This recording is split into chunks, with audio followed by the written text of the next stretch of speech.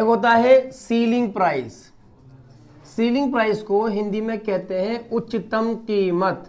क्या कहते हैं हिंदी में? उच्चतम कीमत, सीलिंग प्राइस। सेलिंग प्राइस नहीं, सीलिंग प्राइस। आपने सुना है बेटे इसके बारे में? पहले नहीं सुना, बहुत ध्यान से सुनना। और 4 से 6 नंबर का आपके एग्जाम में से रखा होता है ये। हाँ बिल्कुल टक से रखा होता है कि आएगा सीलिंग प्राइस। और दूसरा होता है फ्लोर प्राइस। ये दोनों शब्द जो हैं तुम्हारी घर की बिल्डिंग से लिए गए हैं। फ्लोर प्राइस क्योंकि आपके घर में सीलिंग भी होती है और फ्लोर भी होता है। घर की जो सीलिंग होती है वो उच्चतम हाइट होती है, मैक्सिमम हाइट होती है, तो मैक्सिमम कीमत को कहा जाता है सीलिंग प्राइस। और घर का जो बिल्कुल बॉटम होता है वो फ्लोर होता है, वो फ्लोर होता है। तो सबसे कम कीमतों को, जिससे कम कीमतें की ही नहीं जा सकती, उसको कहा जाता है फ्लोर प्राइस, यानी हिंदी में कहते हैं पटल कीमत। हिंदी में क्या कहते हैं? अब मैं इन दोनों प्राइस के अंदर सिमिलैरिटी बता दूं कि इन दोनों में समानता क्या होती है। समानता ये होती है कि सीलिंग प्राइस का डिटर्मिनेशन और फ्लोर प्राइस का डिटर्मिनेशन, दोनों का निर्धारण, दोनों का तायुन, दोनों का डिटर्मिनेशन जो किया जाता है वो किया जाता है बाय द गवर्नमेंट। कौन करता है इसे? सरकार द्वारा सीलिंग प्राइस को तय किया जाता है और सरकार द्वारा फ्लोर प्राइस को तय किया जाता है। यह है दोनों की सिमिलैरिटी। अगर आपको इन दोनों में से किसी को भी एक्सप्लेन करने के लिए कहा जाएगा तो सबसे पहले ये बताओगे कि सीलिंग प्राइस सरकार द्वारा तय किया जाता है। कितना तय किया जाता है ये भी समझ लो, कितना इसको निर्धारित किया जाता है इसको भी समझ लो। भाई कीमतों का तय करना आपने बहुत पहले एक बात पढ़ी थी मार्केट इक्विलिब्रियम के अंदर। जिस पॉइंट पर डिमांड और सप्लाई एक दूसरे को इंटरसेक्ट करते हैं वो होता है इक्विलिब्रियम पॉइंट, और वहां जो कीमतें होती हैं वो होती है इक्विलिब्रियम प्राइस। वो कीमतें तय कर दी जाती हैं बाय मार्केट फोर्स। बाजार शक्ति के अनुसार वह कीमतों का निर्धारण कर दिया जाता है। ये तो कीमतें तय हुई बाजार शक्ति के अनुसार, लेकिन सरकार की अथॉरिटी के अनुसार ये क्या रोल प्ले हुआ सीलिंग प्राइस का और फ्लोर प्राइस का, इसको बहुत ध्यान से सुनेंगे। सीलिंग प्राइस जैसे कि नाम से लग रहा है उच्चतम कीमत, तुम्हें लग रहा होगा कि ये सरकार ने ज्यादा कीमतें तय की होंगी। इन दोनों कीमतों का जो कंपैरिजन किया जाता है वो इक्विलिब्रियम प्राइस के साथ किया जाता है। ये भी सिमिलैरिटी है।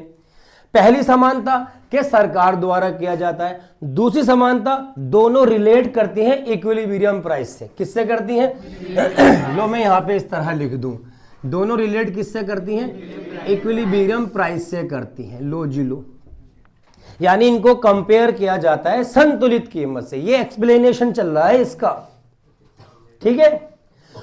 अब ये कितनी होती है इक्विलिब्रियम प्राइस के हिसाब से, ये कितनी होती है और ये कितनी होती है, इसको समझ लो।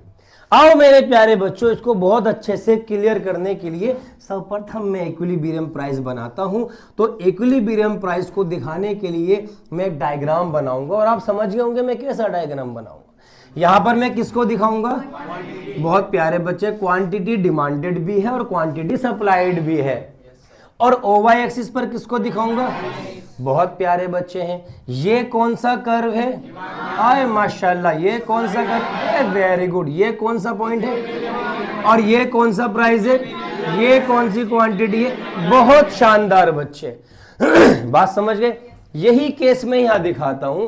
फ्लोर प्राइस जब रिलेट किससे करता है, तो मैं यहां पर पहले इक्विलिब्रियम प्राइस बना दूं, और इक्विलिब्रियम प्राइस बनाने के लिए मुझे ओवाई एक्सिस भी चाहिए और ओएक्स एक्सिस भी चाहिए। चाहिए या नहीं चाहिए? ठीक है। और ओएक्स पे हम किसको रिप्रेजेंट करते हैं? क्वांटिटी डिमांडेड भी है और क्वांटिटी, और ओवाई पे किसको दिखाते हैं? प्राइस है, प्राइस ऑफ द कमोडिटी। ठीक है। अब इक्विलिब्रियम प्राइस के लिए मुझे क्या चाहिए?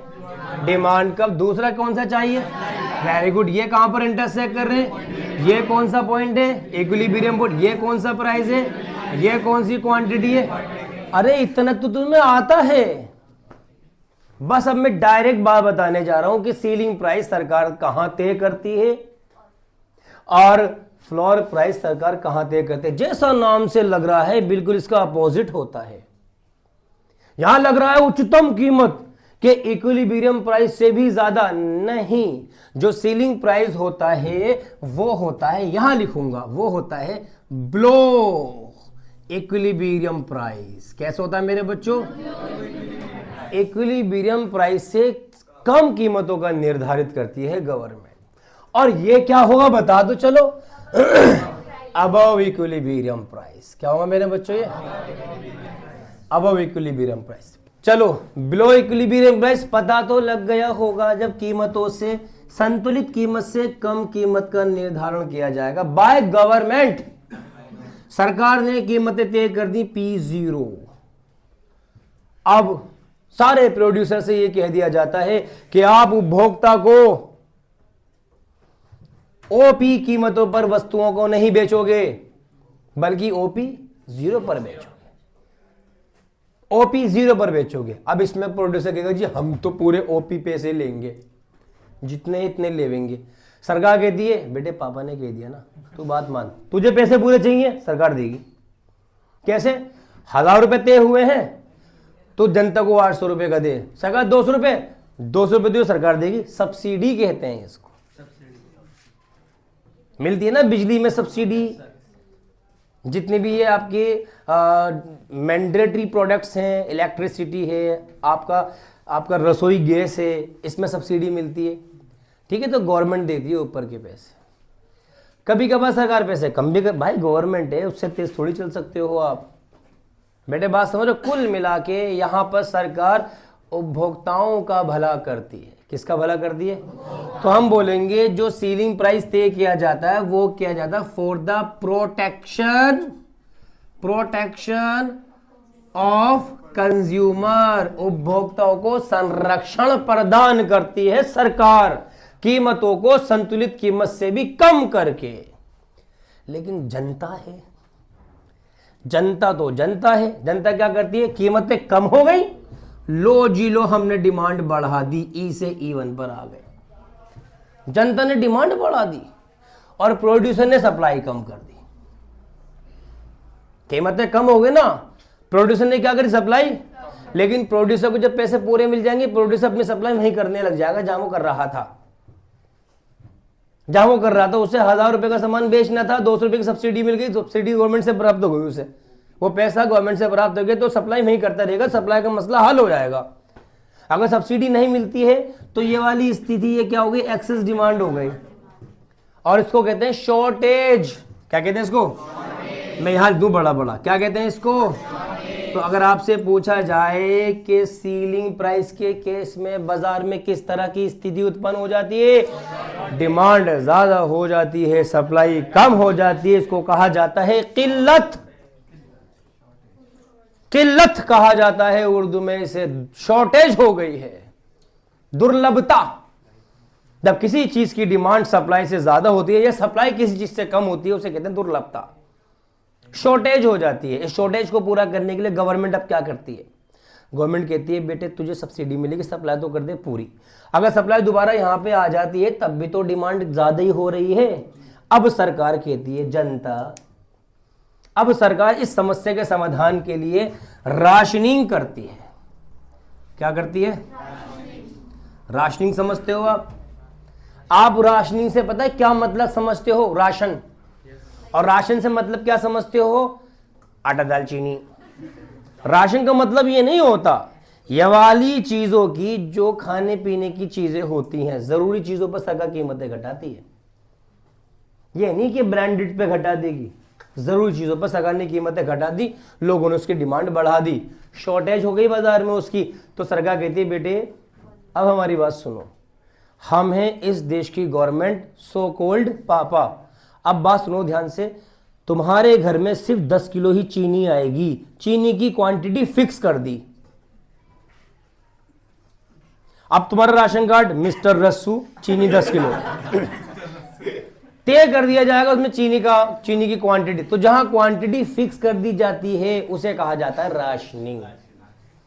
कीमतें कम है, जी 50 किलो चीनी 10 किलो ही मिलेगी जी। घर में मेहमान अगर चीनी खत्म हो गई, अब बाजार से संतुलित कीमत पर खरीदो। समझ गए ना, बाजार से संतुलित कीमत पर खरीदो। सीलिंग प्राइस पर तो आपको जो क्वांटिटी गवर्नमेंट ने फिक्स कर दी वही मिलेगी, तो सरकार डिमांड को वहीं लेकर आ जाती है। क्या करके? राशनिंग करके। एक आता है क्यू सिस्टम। क्यू सिस्टम आ जाता है, कतार प्रणाली।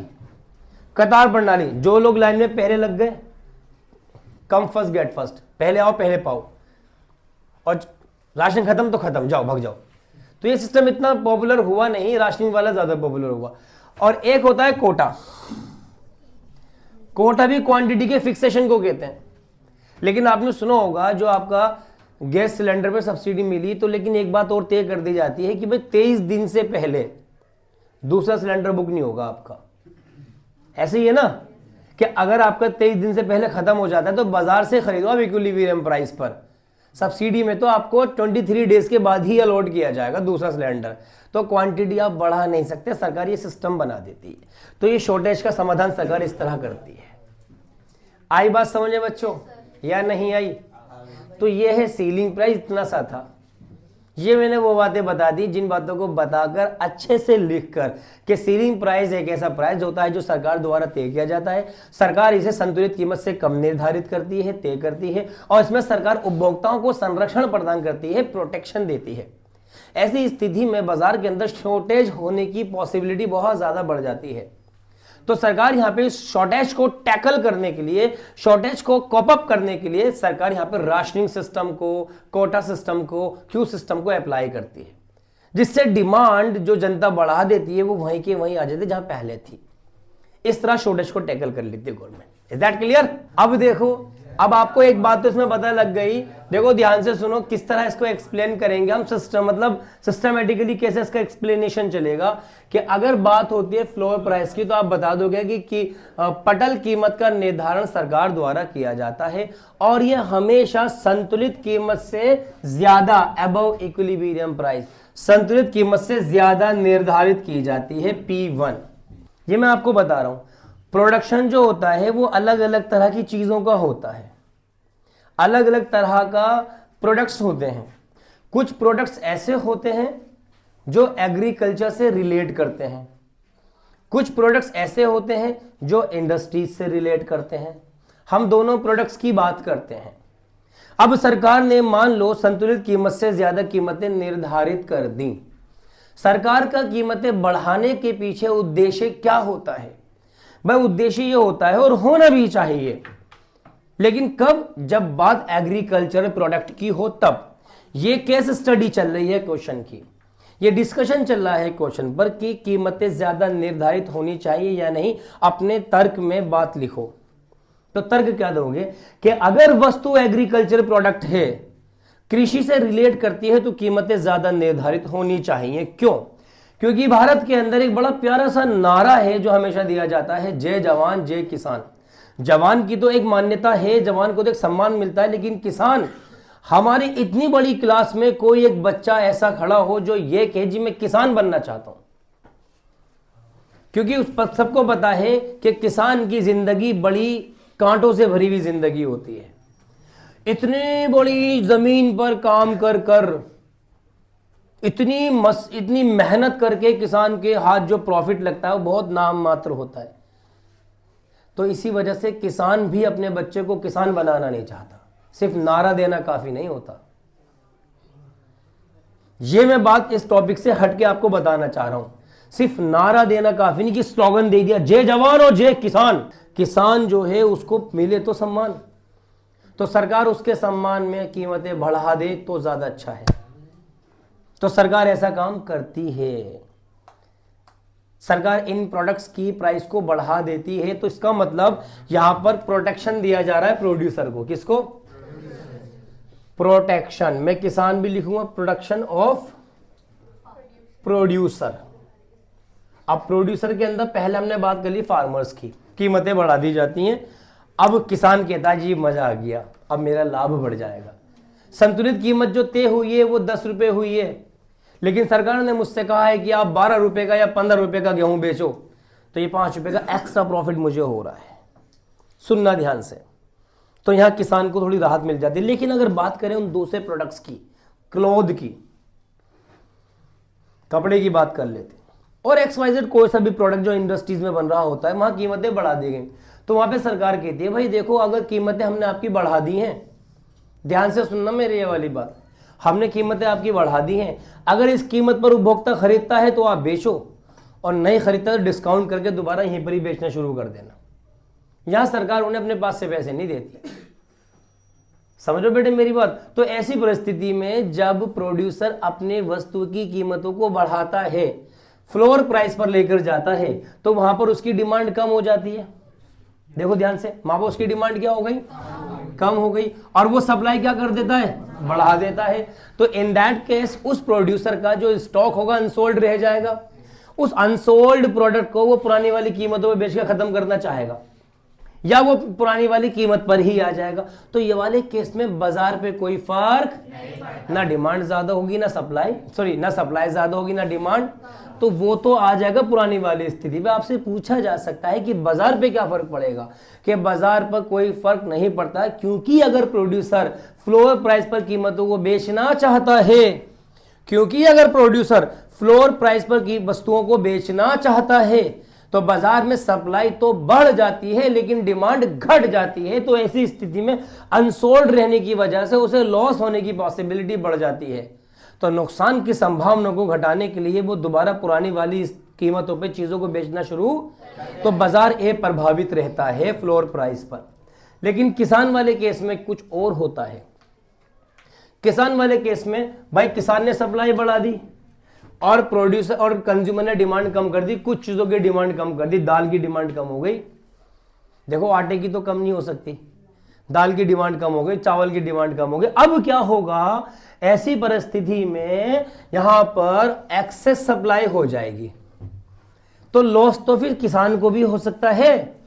किसान बोलेगा सरकार से, सरकार अनसोल्ड स्टॉक, सरकार कहती है अनसोल्ड मत बोल मेरे बच्चे, इसे ये मेरे लिए बफर स्टॉक है। क्या है बेटा? ये बफर स्टॉक है। वहां लिखा मैंने शॉर्टेज, यहां लिखा मैंने कुछ चीजों में बाजार प्रभावित रहेगा, क्योंकि वो लोग पुरानी वाली कीमतों पर चीजों को बेचना शुरू कर देंगे। लेकिन एग्रीकल्चरल प्रोडक्ट के अंदर अगर अनसोल्ड बचता है तो वो सरकार के लिए क्या बन जाता है? बफर स्टॉक का मतलब होता है, आपने सुना होगा गवर्नमेंट हॉस्पिटल के अंदर खाना फ्री मिलता है, और जमन तुम्हें तो पता होना चाहिए जेल में भी खाना फ्री मिलता है। जेल में खाना फ्री मिलता है, पीडीएस है, पीडीएस है यानी जहां खाना बांटा जाता है, और राशन पे खाना सस्ता मिलता है, स्कूल में मिड डे मील आता है, ये सब गवर्नमेंट तो प्रोवाइड कराती है। गवर्नमेंट कहां से खरीदती है? गवर्नमेंट यहां से खरीदती है, और इसी कीमतों पर खरीदती है फ्लोर प्राइस पर, तो किसान को कोई नुकसान नहीं होता। समझ गए? किसान को कोई नुकसान नहीं होता, ये मैं कहना चाह रहा हूं। ये है आपका फ्लोर प्राइस। क्लियर है बच्चों? बस